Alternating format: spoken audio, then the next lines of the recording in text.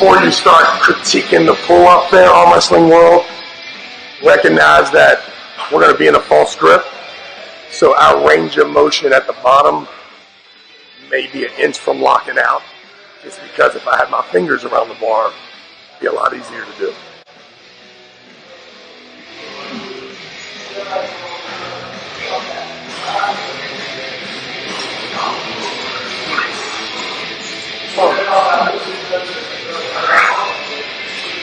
One set down, player. Don't feel like going it.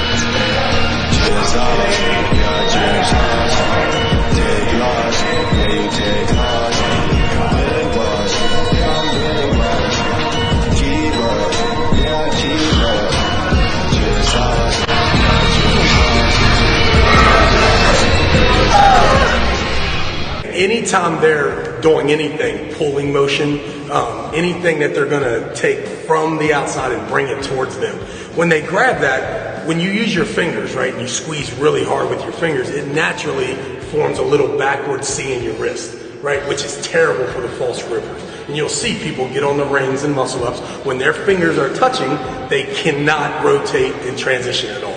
So whenever you grab anything and pull it to you, you need to make sure you put it in your hand and not your fingers. So there's just an imaginary line that runs right between the webbing of your index finger and knuckle. So whenever you're going to put anything inside your hand, a pull-up bar, a dumbbell, anything, you can set it on your fingers, which will cause that backward C, or you can set it in your hand, and then squeezing it will force a little bit of a false grip wrist curl. And then you'll learn to pull from your hand without your fingers being tightened, which will allow you then, that false grip muscle up. It'll allow you to handle the weight of your body in your hand and allow your fingers to then move and adjust into that dip position. So for any CrossFitter, if you want to improve your false grip, learn to grab things with your hand and not your fingers.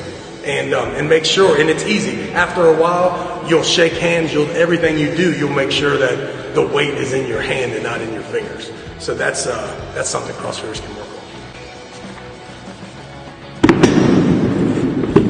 So for me, one of the ways without having rings, as long as you have any type of a neutral grip pull-up hold, you can do what I call neutral grip pull-up holds. For arm wrestling, they're great. They're just really teaching you in that starting position how to get your back and lat all in this shape. So I'd walk up, I'd put my chin over the bar, I would grab again with my hands in there. And then I would hold my head up here and then just let go.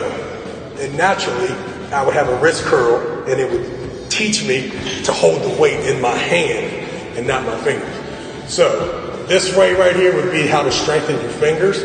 But you can see my wrist is bent back. I have no false grip at all.